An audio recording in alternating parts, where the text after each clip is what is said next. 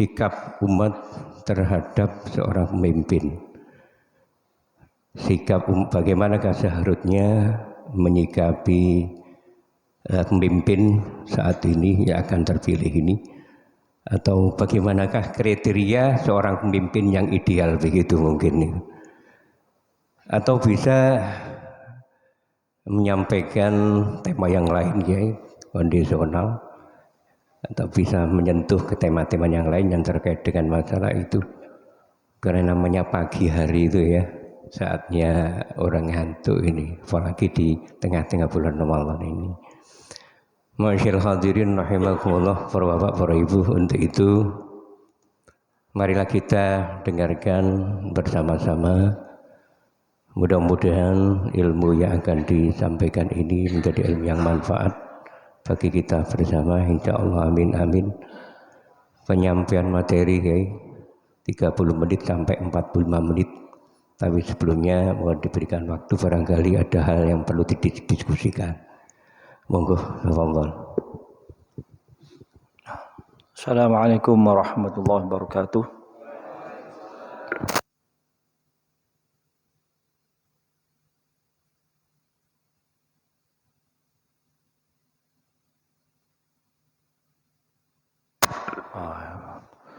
Bismillahirrahmanirrahim. Alhamdulillahirabbil alamin. Wassalatu wassalamu ala asyrafil anbiya wal mursalin. Sayyidina wa maulana Muhammadin wa ala alihi wa sahbihi ajma'in. Amma ba'du, hadratal muhtaramin, para kiai, para masyayikh, para bapak-bapak, para bunyai, para ibu-ibu, asatidz wal asatidah yang saya muliakan, alhamdulillah, khususnya kepada ketua dan jajaran pengurus takmir Masjid Muhajirin yang saya hormati. Alhamdulillah, kita dalam kesempatan ini dipertemukan oleh Allah Subhanahu wa taala di tempat yang mulia dan di hari yang mulia, di bulan yang mulia. Mudah-mudahan Allah melimpahkan rahmat, nafahat, barakah, pengampunan kepada kita semua. Amin amin ya rabbal alamin. Demikian pula Allah juga melimpahkan rahmat, maunah dan maghfirahnya kepada yang tidak sempat hadir di tempat ini. Hadirin hadirat yang saya muliakan, sebelum kita berbicara tentang apa yang tadi yang disampaikan oleh Ustadz atau Al-Kiai Salim Khalil, pertama-tama kita mungkin sudah tahu bahwa bulan ini adalah bulan yang penuh berkah. Bulan Ramadan itu memiliki 4 dimensi sejarah. Yang pertama, bulan Ramadan sebagai bulan kita diwajibkan melaksanakan ibadah puasa. Dalam Al-Quran, ya ayyuhalladzina amanu kutiba alaikumus shiyam kama kutiba alal ladzina min qablikum la'allakum tattaqun. Kutiba itu diwajibkan, sama dengan kutiba alaikumul qital, diwajibkan perang.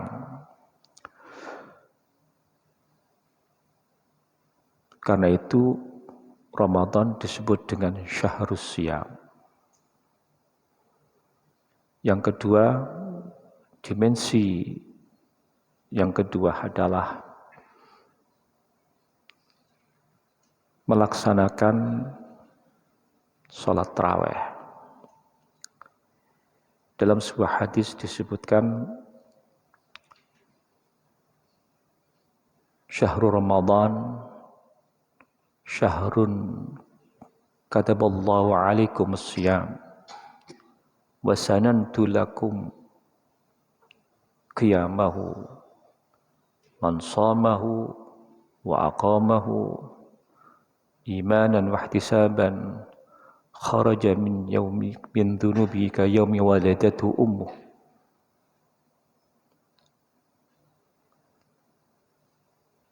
Bulan Qiyamul Lail, yakni bulan melaksanakan salat tarawih. Siapa yang menunaikan ibadah puasa, menjalankan salat tarawih dengan iman dan wahtisaban, dengan penuh keyakinan, iman kepada Allah dan berharap ridha Allah, kharaja min dhunubi ka yaumi waladatu ummuh, maka dia keluar dari dosa sebagai atau bagaikan anak yang baru lahir dari ibunya. Berarti tidak punya dosa sama sekali. Bersih ka yaumi waladatu ummuh. Itulah sehingga dikatakan bulan Ramadan adalah syahrul qiyam. Ada syahrul siyam dan syahrul qiyam. Yang ketiga, bulan Ramadan dikatakan pula sebagai bulan syahrul Quran. Dalam ayat disebutkan syahrul Ramadan alladzi unzila fihi al-Quran hudan linnas wa bayyinatin minal huda wal furqan. Bulan Ramadan diturunkan Al-Quran sebagai petunjuk manusia, petunjuk kehidupan, petunjuk hukum, petunjuk apa saja. Karena itu bulan Ramadan disebut dengan syahrul Quran. Yang keempat, bulan Ramadan sebagai syahr yaumal taqal jama'an, hari di mana bertemunya kedua pasukan perang, kaum Islam dan kaum kafir Quraisy, yaitu dalam pertempuran perang Badar, disebut dalam Al-Quran yaumal taqal jama'an. 4 dimensi ini memiliki nilai-nilai yang sangat berat, yang sangat besar sekali. Disebut dengan Ramadan. Ramadan itu dari asal kata Ramadha yarmud, itu artinya melelehkan. Berarti orang yang menunaikan ibadah puasa di bulan Ramadan diampuni segala dosanya. Karena itu ini yang dosa yang ada hubungannya dengan hablum minallah. Hadirin hadirat yang saya muliakan, tradisi ibadah Ramadan ini seluruh dunia. Artinya puasa dan melaksanakan sholat tarawih, ngaji Quran. Ada khatmil Quran, suasana hidup. Kita sudah tidak terasa berjalan sekian hari. Sebentar lagi bulan yang penuh bonus akan meninggalkan kita. Sempatkanlah kita beribadah. Karena itu syahrul ibadah. Ramadan juga dikatakan syahrul ibadah dan Ramadan juga dikatakan syahrus sa'adah, hari atau bulan kebahagiaan. Bagaimana tidak? Ketika kita mau berbuka, di situ kita mendapatkan sa'adah, kebahagiaan. Dan apalagi nanti ke depan di hari akhir, di hari kiamat, kita akan bertemu dengan Allah Subhanahu wa taala. Karena kita menunaikan ibadah puasa dengan sempurna, mudah-mudahan ibadah puasa kita ini diterima oleh Allah Subhanahu wa taala, segala amal kebaikan kita diterima oleh Allah dan dilipat gandakan pahalanya. Amin amin ya rabbal alamin. Hadirin hadirat yang saya muliakan, kembali sesuai dengan tema yang tadi disampaikan soal kepemimpinan. Mungkin saya akan menarik terlebih dahulu di zaman Rasulullah sallallahu alaihi wasallam. Rasulullah sallallahu alaihi wasallam sebelum meninggal dunia, beliau sakit keras. Di situ para sahabat berbeda pendapat. Ada yang sebagian kita minta nasihat-nasihat beliau supaya bisa kita laksanakan nasihat beliau ke depan. Lalu oleh sahabat Abu Bakar, sudah cukup nasihat Allah, nasihat Rasulullah. Yaitu taraktu fikum amrayn in tamassaktum bihima lan tadillu abada. Sudah cukup Al-Qur'an dan hadis. Al-yawma akmaltu lakum dinakum wa atmamtu alaikum ni'mati wa raditu lakumul Islam madina. Sudah cukup. Tidak perlu lagi minta nasihat-nasihat. Pegangan itu saja. Ketika beliau Rasulullah wafat, para sahabat berbeda pendapat. Sampai Sayyidina Umar mengatakan, siapa yang mengatakan bahwa Nabi ini meninggal, akan aku penggal kepalanya. Karena saking cintanya kepada baginda Nabi Sallallahu Alaihi Wasallam, sampai tidak percaya bahwa Nabi itu wafat. Dan itu pun diluruskan oleh sahabat Abu Bakar. Abu Bakar Siddiq radhiyallahu anhu. Maka Muhammadun aba ahadin abadun. Nabi adalah manusia. Kita harus mengakui bahwa beliau sudah masa tugasnya selesai. Wa ma Muhammadun illa rasul qad khalat min qabli rusul afa immata aw qutila inqalabtum ala aqabikum. Semua para nabi pada meninggal dunia. Demikian pula Rasulullah SAW. Dan kita pun juga akan meninggal dunia. Kita tinggal nunggu saatnya saja.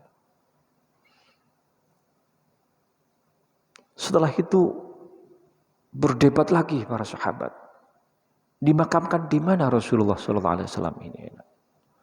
Ada yang mengatakan sebaiknya dimakamkan di tempat kelahirannya, yakni di Mekah. Ada yang berpendapat dikumpulkan saja dengan para nabi di Palestina.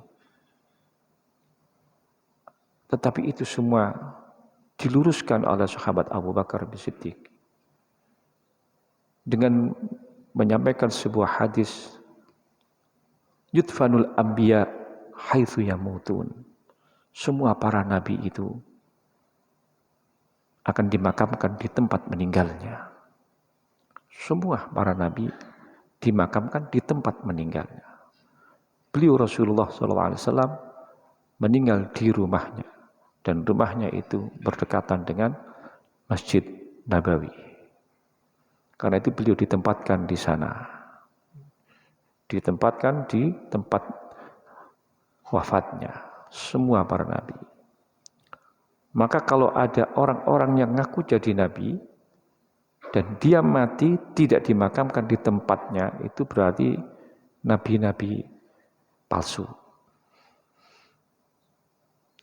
Kita tahu ada Ghulam Ahmad, orang yang ngaku-ngaku jadi nabi. Ghulam Ahmad ini asalnya dari Inggris, kemudian dibesarkan di India. Dia memiliki ajaran Ahmadiyah, tetapi dia meninggal di WC, di kamar mandi, dan tidak ditempatkan di situ. Kemudian sahabat berbeda lagi pendapat. Siapakah yang akan mengganti Nabi sebagai pemimpin? Ada sahabat Muhajirin, ada sahabat Ansor. Sahabat Muhajirin berkeinginan hendaklah yang diangkat sebagai pengganti Nabi adalah dari kelompok Muhajirin. Sahabat Ansor juga demikian mengatakan sebaiknya dari kelompok Ansor lah yang tampil untuk mengganti Nabi sebagai pemimpin. Nabi memiliki dua wadifah, dua tugas utama.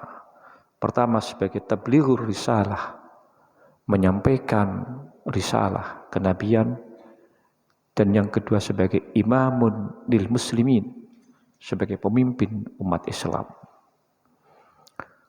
Sebagai tablighur risalah sudah tuntas, sudah selesai, karena beliau sebagai khatamul anbiya wal mursalin, Nabi yang terakhir. Karena itu al-yawma akmaltu lakum dinakum wa atmamtu alaikum nikmati wa raditu lakumul Islam madina. Dan sebagai imamul muslimin diteruskan oleh generasi-generasi berikutnya. Nah, ketika terjadi perdebatan saat itu, kumpullah para sahabat, sahabat Ansor dan Muhajirin di rumah Saqifah Bani Sa'idah. Dan di situ keluarga Rasulullah SAW, Sayyidina Ali dan yang lainnya tidak sempat hadir karena mengurusi jenazah Nabi SAW. Dalam pertemuan dua kelompok kaum Muhajirin dan Ansor, akhirnya terpilihlah Sayyidina Abu Bakar Siddiq radhiyallahu an sebagai pengganti Rasulullah SAW. Kemudian setelah Abu Bakar memimpin sebagai khalifah pengganti Rasul SAW, mau meninggal, beliau berwasiat kepada Sayyidina Umar untuk menjabat sebagai khalifah kedua setelah Abu Bakar. Sayyidina Umar terpilih. Jadi berdasarkan putra mahkota, wasiat. Sayyidina Abu Bakar mengangkat Umar karena waliul ahd sebagai putra mahkota, diangkatlah sebagai khalifah. Yang berikutnya ketika Sayyidina Umar memimpin, Sayyidina Umar mau meninggal, beliau membentuk 7 orang sebagai formatur untuk memimpin, untuk menentukan siapa pengganti setelah Umar bin Khattab. Salah satu anaknya namanya Abdullah dilibatkan di dalam pertemuan itu untuk menentukan siapa khalifahnya. Tetapi Abdullah jangan dipilih sebagai khalifah. Itulah yang disebut dengan formatir atau ahlul halli wal aqdi. Dan maka terpilihlah Sayyidina Utsman bin Affan. Disinilah kemudian yang dijadikan oleh ulama-ulama Sunni di dalam masalah khilafah kepemimpinan ada 3 tipologi. Ada musyawarah, kemudian ada waliul ahdi, dan ada ahlul halli wal aqdi. Ada yang dengan bentuk musyawarah. Nah, yang bentuk bermusyawarah itu ketika terjadinya kepemimpinan di masa setelah Utsman bin Affan. Di situ sudah mulai berkecamuk persoalan-persoalan, masalah-masalah lain sudah mulai muncul saat itu. Hadirin hadirat yang saya muliakan, setelah terjadi pemerintahan ini, jadi muncullah kelompok-kelompok yang tidak merasa puas saat awal ketika Abu Bakar dipilih sebagai khalifah, kelompok yang diketuai oleh Abdullah bin Sabah, orang Yahudi yang pura-pura masuk Islam, dia mengatakan semestinya Ali bin Abi Thalib sebagai khalifah, bukan Abu Bakar. Karena Ali itu wasiatun Nabi, dan Ali itu memiliki keilmuan yang hebat. Muncullah bahkan saat itu Siti Fatimah tidak sempat mau membaiat kepada Abu Bakar Siddiq. Sayyidina Ali juga sebagai suami dari Siti Fatimah mengikuti sampai 40 hari baru mau membaiat Abu Bakar Siddiq sebagai khalifah.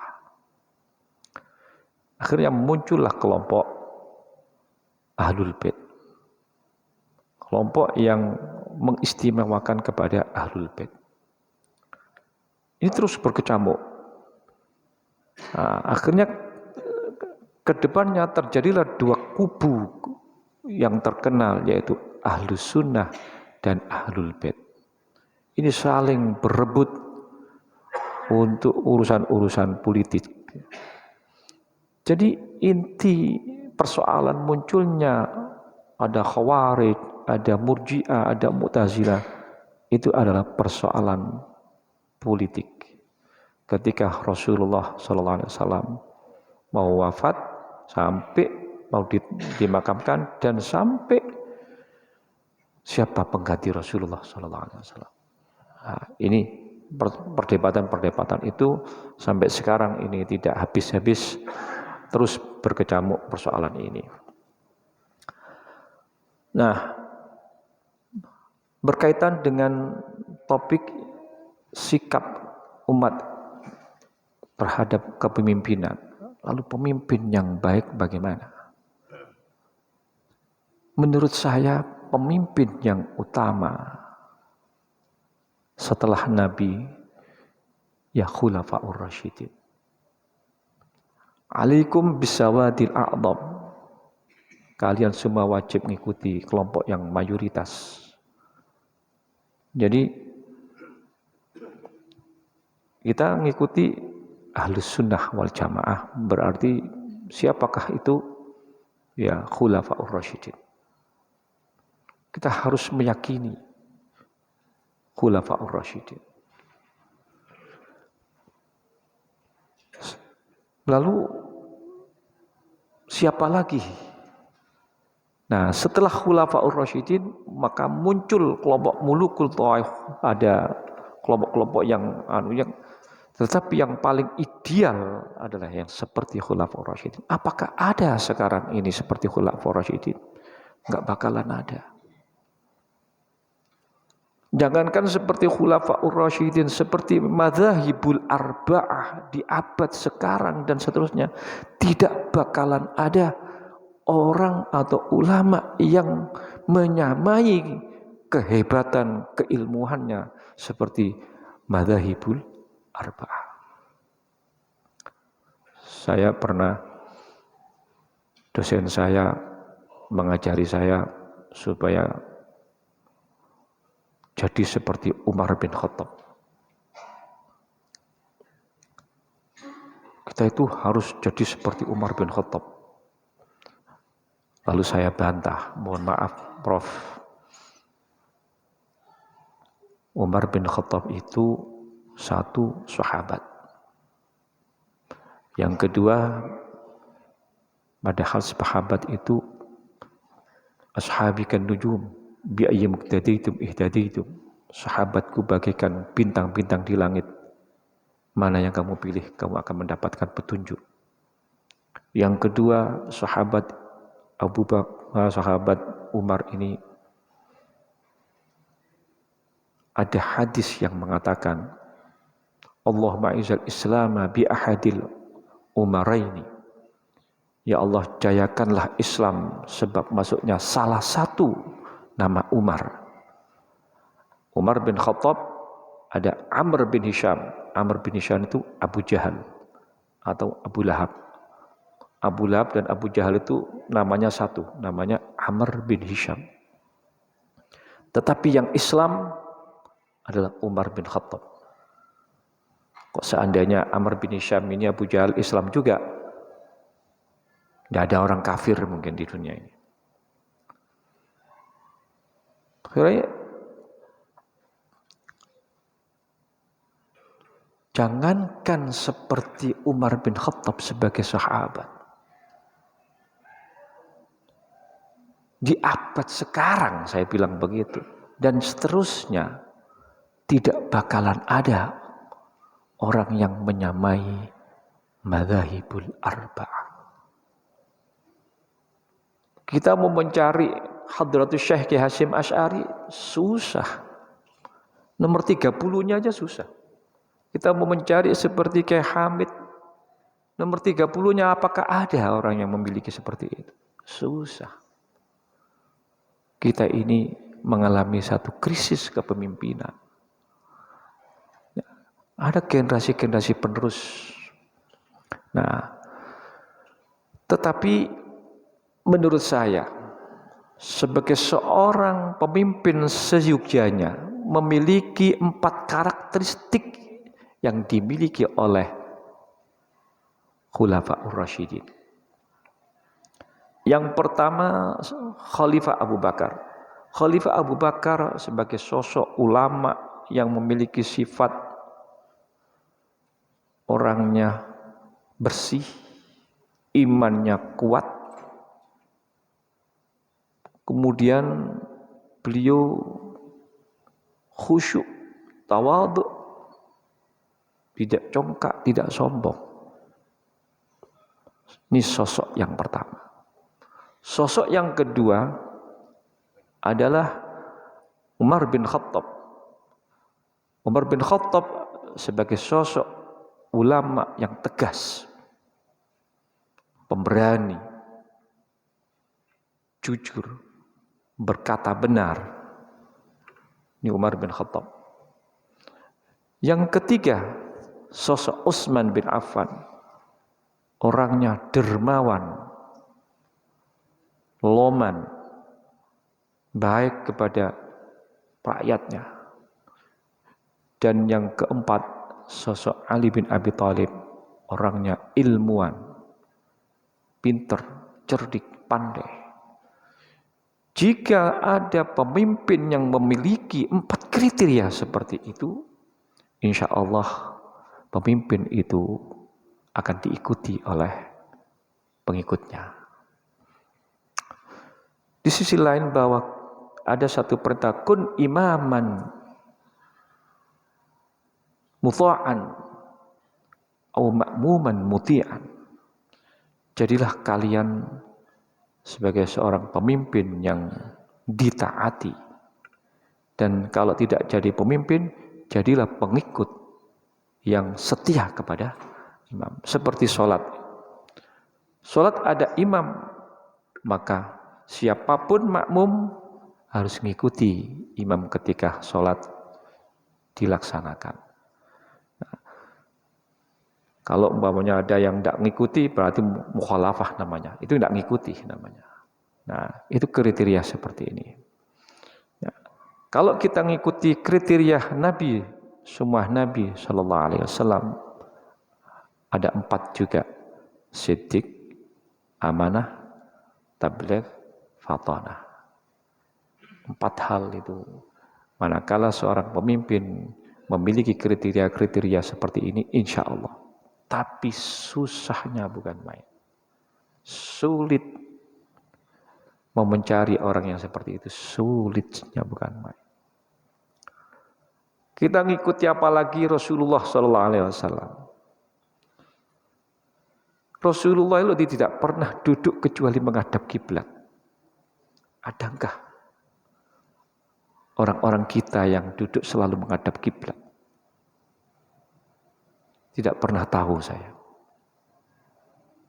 Jadi Rasulullah itu duduknya saja menghadap kiblat. Cara berbicaranya, cara macam-macam itu sudah insan kamil. Gak mungkin kita akan seperti jadi Rasulullah SAW. Kita ngikuti Rasulullah ketinggian. Sudah ngikuti para yang kita lihat ini. Kalau shollu kama ra'aitumuni usolli, ya itu zaman dulu. Gimana kita mau melihat Nabi sholat? Berarti kita melihat para sahabat sholat. Dan disitulah sahabat sebagai sahabat, ada tabi'in, ada tabi'ut tabi'in, ada dan ulama-ulama berikutnya, dan seterusnya, dan seterusnya. Nah, sekurang-kurangnya kita mengikuti para ulama, ulama yang benar-benar ulama. Tidak ada tingkatan derajat yang paling tinggi setelah Nabi kecuali para ulama. Ulamanya yang bagaimana? Ulama ya tentu ada grade-grade-nya, ada klasifikasinya. Kalau yang disampaikan di dalam ulama ummati ka anbiya'i Bani Israel, kriteria seperti itu ulama yang seperti Imam Ghazali. Jadi dalam kitab syarahnya Imam Ghazali itu, yaitu di Ithafus Sadah, tidak salah itu, diterangkan di situ Imam Ghazali sebelum lahir di alam dunia, Imam Ghazali sudah ketemu Nabi Musa alaihissalam dan dialog dengan Nabi Musa. Kata Nabi Musa tanya kepada Imam Ghazali, siapa kamu? Imam Ghazali menjawab, Kula Muhammad bin Ahmad al-Ghazali, bin Muhammad al-Ghazali. Aku gak takon mbah-mbahmu, aku takon kon iku sapa? Kata Nabi Musa. Jenengan ditanya kali Allah Subhanahu wa taala. Pertanyaannya Allah tentang jenengan, wa ma tilka biyaminika ya Musa?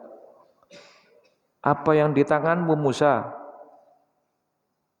Jenengan jawab, qala ya asaya, ini tongkatku. Atawakka'u biha wa usyu ala ghanami wa liya fiha ma'aribu ukhra. Niki kula damel nggih tongkatan, nggih kula damel gurak wedhus, nggih kula damel lintu-lintune. Padahal pangeran Allah kan cuma tanya teng jenengan, opo di tanganmu iku? Lek jenengan jawab kan mestine kan iki tongkat, selesai. Ini kehebatan Imam Ghazali. Makanya Imam Ghazali menulis berbagai karya ilmiah. Tulisannya banyak. Antara usia dan karya tulisnya lebih banyak karya tulisnya atau karangannya. Lek kita kan karangannya sih kayak karangan itu dulu karangan temenan, karangannya. Imam Ghazali menulis kitab, ketika menulis kitab Ihya Ulumuddin, angsal seperempat beliau dirampok. Kitab ini dirampok. Zaman biyen mboten nonton fotokopi. Dan pulang kembali ditulis sesuai dengan yang aslinya. Dan kitab Ihya itu manfaatnya bukan main seluruh dunia. Semua para kiai ulama tidak mungkin lepas dari kitab ini Imam Ghazali Ihya Ulumuddin. Nah, itu salah satu sosok ulama pemimpin yang bisa kita ikuti seperti itu. Nah, kalau pemimpin wilayah ini nggih sesuai dengan ketentuan-ketentuan yang ada. Nah, itulah pengantar berkaitan dengan pertama tadi saya simpulkan manfaat di hari Ramadan, di bulan Ramadan ini, dan kemudian kita alhamdulillah dengan hadir saja di sini itu sudah ada nilai-nilai tambah. Ya, dengan hadir di tempat ini, apalagi diikuti dengan iktikaf dan kemudian dilanjutkan dengan sholat dan dilanjutkan dengan pengajian, insya Allah itu akan membawa kita ke depan, akan mengajak kita untuk mencapai sa'adah abadiyah, kebahagiaan yang selamanya di akhirat nanti. Amin amin ya rabbal alamin. Demikian barangkali yang bisa kita aturkan karena waktunya sudah cukup siang. Ya, cukup. Apa dilanjut dengan dialog? Monggo kalau memang mau dilanjutkan dengan dialog, Kita bersedia sepanjang kula saged jawab. Nggih, Barangkali ini yang bisa saya sampaikan, kurang lebihnya mohon maaf. Assalamualaikum warahmatullahi wabarakatuh. Waalaikumsalam warahmatullahi wabarakatuh. Demikian masyaallah hadirin rahimakumullah, para bapak, para ibu ingkang kula mulyakaken pemaparan daripada beliau tentang masalah seorang pemimpin yang ideal atau bagaimanakah seharusnya kita menyikapi seorang pemimpin. Ada poin-poin yang bisa saya catat dan saya simpulkan dari pemaparan tersebut. 4 kriteria pemimpin, 4 kriteria pemimpin, kriteria atau ciri-ciri dari pemimpin yang ideal itu diantaranya adalah seorang pemimpin itu adalah pertama harus mempunyai keilmuan, punya ilmu yang tinggi, orangnya khusyuk, tawadhu, kemudian tidak sombong, tawadhu, khusyuk, ya, tidak kibir. Itu adalah sosok seorang pemimpin yang pertama, yaitu Abu Bakar As-Siddiq. Beliau alim tapi tidak begitu tegas sebagaimana Umar bin Al-Khattab. Kemudian yang kedua, seorang pemimpin itu harus tegas, jujur dan adil. Ini adalah kriteria atau sifat yang dimiliki oleh khalifah yang kedua, yaitu Umar bin Khattab. Kemudian yang ketiga, tidak begitu ahli dalam bidangnya, tidak sebagaimana Abu Bakar As-Siddiq. Selain seorang yang alim, seorang ulama juga ahli tata negara, tidak juga tegas, adil dan jujur. Beliau adalah Utsman bin Affan, akan tapi beliau seorang dermawan, kaya dan loman, sehingga dengan harta benda yang dimiliki dan kedermawanan yang dimiliki itu bisa menjalankan roda pemerintahan pada saat itu dengan baik, walaupun di dalamnya terjadi berbagai macam pergolakan atau perselisihan. Kemudian tampil sosok pemimpin yang berikutnya, yang keempat, kriteria yang keempat, yaitu seorang pemuda yang alim dan berani. Pemuda alim dan berani. Beliau seorang pemimpin yang masih muda, alim juga seorang yang berani. Beliau adalah Ali bin Abi Thalib. 4 hal itulah yang menjadikan Islam pada saat itu di Jazirah Arab pada saat itu bisa menyebar dengan cepat. Kemudian masyaallah hadirin rahimakumullah, tadi di mukadimah disinggung dalam rangka untuk meningkatkan kualitas ibadah kita. Marilah kita perhatikan 4 dimensi dalam bulan suci Ramadan. Yang pertama, Ramadan disebut syahrul syiyam, yaitu bulan di mana kita diwajibkan untuk berpuasa. Yang kedua yaitu disebut syahrul qiyam, bulan di mana kita disyariatkan untuk melakukan qiyam Ramadan atau salat tarawih. Berikutnya Ramadan disebut syahrul Quran, syahr Ramadan alladzi unzila fil Quran, sebagaimana firman Allah.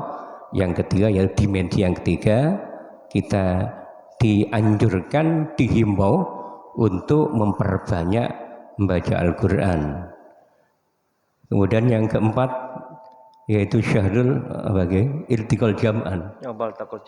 Yaumul taqal jam'an, yaitu bulan kita dianjurkan untuk bertilawah membaca Al-Quran, atau disebut juga syahr tilawah. Itu bulan di mana pada saat itu malaikat Jibril bersama Rasulullah SAW melakukan tadarrus untuk mengecek kembali wahyu yang pernah diturunkan kepada Nabi, apakah sesuai dengan wahyu yang diturunkan dalam hal bacaannya, sehingga sampai saat ini kita dianjurkan untuk melakukan tadarrus Al-Quran untuk mengecek bacaan masing-masing. Masyaallah hadirin rahimakumullah, barangkali itu poin-poin penting yang beliau sampaikan. Untuk itu barangkali ada hal-hal yang perlu didiskusikan, monggo barangkali ada. Nggih, monggo Ustaz Hanafi. Assalamualaikum warahmatullahi wabarakatuh. Waalaikumsalam warahmatullahi wabarakatuh. Dengan menyimak paparan yang telah disampaikan oleh Kiai, tampaknya mencari sosok pemimpin yang ideal seperti itu sulit. Dan kenyataannya sekarang di hadapan kita, di masing-masing pemimpin itu ada cacatnya masing-masing. Dan cacat itu tidak sama, kadang-kadang terbuka lebar, gamblang di depan kita. Sementara kita itu ada pada posisi yang lemah, yang tidak berdaya, yang mau tidak mau, suka tidak suka, harus mengikuti pemimpin itu. Dilema. Bagaimana kita, Kiai? Matur nuwun. Terima kasih. Memang mencari tadi yang juga saya katakan bahwa mencari sosok seperti itu susahnya bukan main. Yang ada siapa? Ya la yudraku kullu la yudraku kullu. Tidak bisa semuanya tapi sebagian-sebagian. Memang dilemah persoalan kalau apalagi dikaitkan dengan kepemimpinan negara.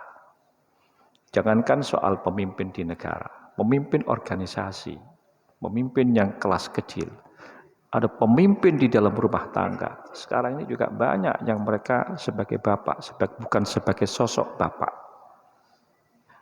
Sehingga anaknya terlantar dan sebagainya.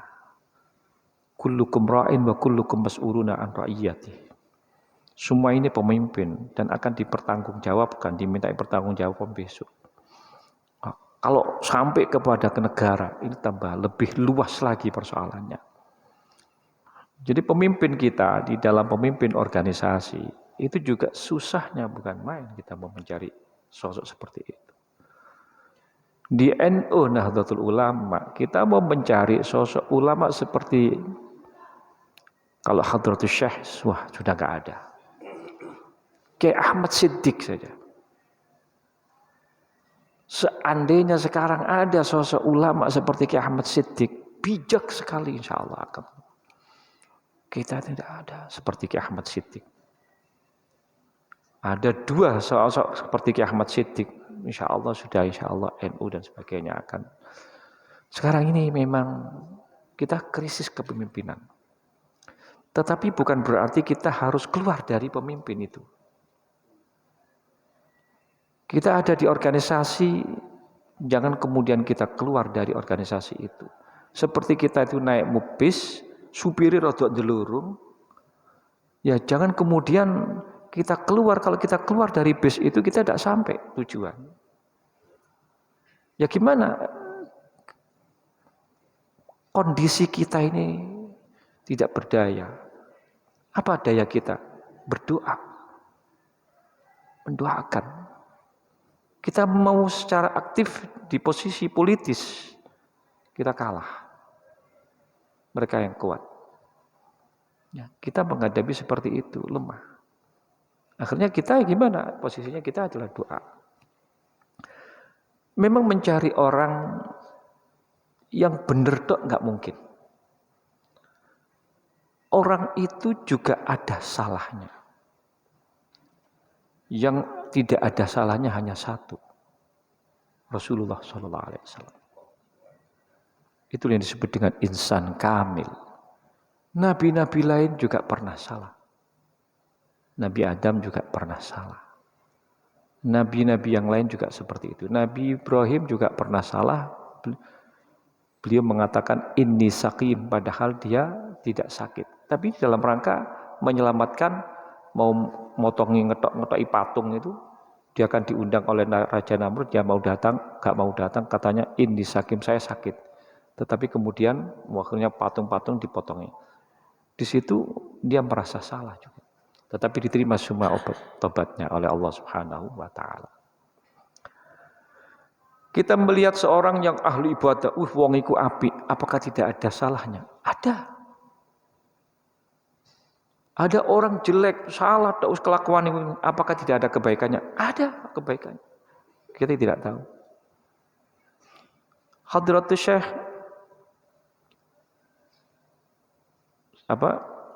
Syekhuna Abdul Qadir Jailani, Syekh Abdul Qadir Jailani. Beliau ketika ketemu dengan anak kecil, kata Syekh Abdul Qadir, Aku sik kalah ambil arek itu. Loh, jenengan kan orang hebat, orang ilmuwan, orang alim, alama, orang abid, alibadah. Kok kalah dengan ini? Iya, kalahku. Dia tidak punya dosa, aku punya dosa. Jadi ngakui bahwa anak kecil kan tidak ada dosanya. Ada kelemahannya dan ada kelebihannya. Kita ini juga begitu. Makanya kita tidak perlu sombong, tidak perlu. Nah, jadi kalau kita menghadapi seperti itu, kita sudah tidak berdaya, kita mau aktif secara fisik, ya jelas kalah, ya sudah, aful iman kita mendoakan. Ibarat naik kendaraan bis, yang supirnya kok delurung, wah ini anu, ya gimana? Kita mendoakan supaya umat yang dibawa ini selamat. Aman dan selamat ini. Nubruk entek buyar nanti. Nah, kita bukan kemudian kita keluar dari kejelekan. Itu contoh. Kenapa Nabi Musa diperintah oleh Allah Subhanahu wa taala menghadap ke Fir'aun? Idhab ila Fir'aun innahu tagha. Bahkan kedua-duanya Nabi Musa dan Nabi Harun, idhaba ila Fir'aun innahu tagha. La'allahu yatadhakkaru aw yakhsha. Qaulan layyan la'allahu yatadhakkaru. Katakanlah kepada Fir'aun dengan kata-kata yang layyin, yang halus, yang baik. Semoga dia yatadhakkaru, ingat, aw yatadhakkaru aw yakhsha, atau takut kepada Allah. Artinya perbuatan buruknya mungkin berkurang. Jadi Allah memerintahkan Nabi Musa. Kenapa Nabi Musa Nabi Harun diperintah kepada Fir'aun? Ya bukan berarti supaya Musa Fir'aun itu mengikuti Fir'aun, tidak, tapi mengingatkan. Ngiling, siapa tahu dia dapat hidayah. Siapa tahu dia dapat petunjuk. Kemudian dia berbuat paling tidak sing awali rodok kereng, rodok sabar didik. Sing awali maksiat nemen, rodok kurang maksiati. Nah, itulah kita hanya sedar yatadzakkaru aw yakhsha. Kita ini mengingatkan. Mengingatkan secara lisan enggak mungkin. Ya gimana? Ya sudah, berdoa saja. Ya ini posisinya kita seperti itu. Ya sampai sekarang ini ya begitulah kecamu. Jangankan seperti ini, zaman setelah Nabi aja kayak begitu ribut. Khulafaur Rasyidin terjadi konflik, dan macam-macam. Ada yang enggak setuju. Seperti diangkatnya Sayyidina Abu Bakar, ada kelompok Ahlul Bait enggak setuju kepada Abu Bakar. Apakah Abu Bakar bukan orang yang sempurna? Ya sempurna. Pasti ada juga mereka memahaminya ada kekurangannya. Tapi bukan berarti kita keluar dari jamaahnya itu, ya kita tetap ada di dalamnya. Sebab kalau kita keluar malah justru lebih fatal. Ya, kita ikuti saja. Kita doakan mudah-mudahan pemimpin kita ini ya walaupun bukan yang kita harapkan, tapi mudah-mudahan Allah yang merubah kebaikannya. Jadi khairan, ada sebaiknya kita menganggap itu jelek, tapi mungkin Allah akan merubah itu menjadi baik. Ya. Kandi kalau kaitannya dengan diperintah itu ya ayyuhalladzina amanu kutiba alaikumul qital kama kutiba asa ayyakuna di situ mungkin kita menganggap itu berat, mau perang itu berat, tapi siapa tahu di situ Allah Taala membalikkan di situ adalah kebaikan. Nah, kita juga begitu, mudah-mudahan pemimpin yang akan datang ini kita doakan semoga menjadi pemimpin yang baik, bisa memimpin, ngayomi umat dan seterusnya. Nah, itu aja kemampuan kita. Sudah? Ada lagi? Oke, monggo. Baik, Pak Makmur. Kritik seorang pemimpin, misalkan yang sudah terjadi di tahun-tahun seperti Ikram seperti itu sebenarnya dari sudut agama bagaimana? Mengkritiknya itu kan selalu produk. Bagaimana dari sudut agama bagaimana?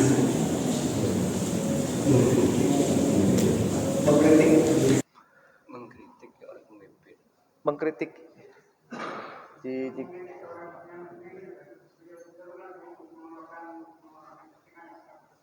Oh ya, jadi di dalam kritik itu kan boleh-boleh saja, mengkritik seseorang boleh aja. Boleh saja, tapi kritik yang baik. Wajadilhum billati hiya ahsan. Nah, tapi dengan hiya ahsan, dengan cara yang baik. Nah, bukan kemudian dengan anarki, dengan macam-macam, dengan cemooh dan sebagainya. Yang kritik-kritik yang mendukung kebaikan. Umpamanya kita ada pemimpin yang tidak baik, ya sudah tidak apa-apa. Tapi semua itu kita umpamanya dalam skala kecil ya. Organisasi entah di MUI misalnya ya. Ada yang nggak cocok ya, monggo silakan dikritik. Tapi sebaiknya dilakukan dengan bentuk musyawarah. Wasyawirhum fil amri. Sebab kadang-kadang kritik itu sifatnya kadang-kadang individual. Nah kalau sudah individual itu tidak bisa. Kalau musyawarah itu sifatnya kelompok. Misalnya ada kekurangan, ya dibicarakan. Nanti kita saling mengisi mana yang kurang, mana yang lemah, dan saling kita ikuti. Nah kalau semua dilakukan dengan wasyawirhum fil amri atau wa amrum syura bainahum, insyaallah akan organisasi itu menjadi lebih aman. Tetapi kalau cuma hanya secara individual dikritik, nah itu di luar koridor, yaitu tadi yang saya katakan dengan cara yang kurang baik. Jadi boleh kritik, nah, tapi tidak sampai di luar sehingga menimbulkan satu fitnah. Nah itu yang tidak boleh menimbulkan fitnah. Jadi gimana kalau misalnya ada sesuatu yang kurang enak, persoalan itu sampaikanlah kepada pengurus untuk dibahas di dalam rapat. Siapa tahu ada kekurangan-kekurangan, maka dibahas di dalam internal, dimusyawarahkan. Di situ ada perbaikan-perbaikan ke depan. Gitu ya. Saya kira ada lagi? Cukup nggih? Nuhun ngapunten barangkali ada kekurangan dan kesalahannya. Wabillahi taufiq wal hidayah wa ridha wal inayah. Assalamualaikum warahmatullahi wabarakatuh. Waalaikumsalam warahmatullahi wabarakatuh. Demikian para Bapak dan Ibu sekalian, pemaparan yang terkait dengan sosok seorang pemimpin yang ideal dan bagaimana kita menyikapinya terhadap pemimpin-pemimpin yang ada. Mudah-mudahan kita bisa mencerna ilmu yang telah beliau sampaikan. Kita catat ya, bila perlu nanti pulang dicatat ya. Kalau sekarang ini tidak sempat untuk mencatat, karena sekali lagi ilmu yang kita dengarkan ini kalau tidak dicatat akan hilang. Makanya Alkitabatu nisful ilm, mencatat separuh daripada ilmu. Ya sedapat mungkin jadi simpulan atau poin penting yang disampaikan oleh beliau penyaji materi, monggo kita catat sebagai ilmu yang manfaat. Terima kasih Kiai atas kehadiran dan kesediaannya hadir di Masjid Al-Muhajirin bersama para bapak dan ibu. Mudah-mudahan sekali lagi ilmu yang panjenengan sampaikan manfaat barokah, dan semoga kita bisa bertemu lagi di Ramadan yang akan datang dalam kajian yang berbeda nanti. Dan sekali lagi kami ucapkan terima kasih atas kehadirannya. Dan untuk menutup pertemuan kita ini mohon supaya ditutup dengan doa agar kegiatan kita ini berkah dan mendapatkan ridha Allah. Amin amin. Ya Alhamdulillah Muhammad bil qulubat wa ya fi al-dhani wa shifa ya wa nuril absar wa Allah ya Allah Allahumma ya Allah Allahumma Rabbi faqih ya Allah Rabbi alimna Rabbi faqihna faqihan qurbatilana fi dina Allahumma aslih lana kulla syu'un Allahumma aslih lana kulla syu'un wa atrab bidhamika dhun waqdi anna dhammi'an duyun wa ya Allah wafir wastur wafir wa ta'antak wa ta'akun wa ta'atak Allahumma hatina biudak Allahumma hatina biudak Allahumma hatina biudak wa ja'alna min ajri mimman yusabidhak wa la ta'alminna mimman khalafa amraka wa asak wa ولا تولنا وليا في سواك وحسن الله ونعم الوكيل ولا حول ولا قوة إلا بالله العظيم وصلى الله على سيدنا محمد وآله وسلم الحمد لله رب العالمين يا ربنا اعترفنا بأننا وأننا أشرفنا أننا وأسرفنا وتب علينا توبة تغفر لكل حوبة واستر لنا العورات وآمن الروآت واغفر لوالدينا ربي ومولودينا والأهل والإخوان وسائر الحلال وكل ذي محبة أو جيرة وصحبة والمسلمين أجمع آمين ربي أسمع فضلا وجود من نال باكتساب منا فضلا وجود من نال باكتساب منا بالمصطفى الرسول نحظى بكل سول صلى وسلم ربي عليه التحبي وآله وصحبه عدادة الشحب والحمد لله في البدء والثناء بسم الله تقوى لا حول ولا قوة إلا بالله بسم الله تقوى لا حول ولا قوة إلا بالله بسم الله تقوى لا حول ولا قوة إلا بالله العلي العظيم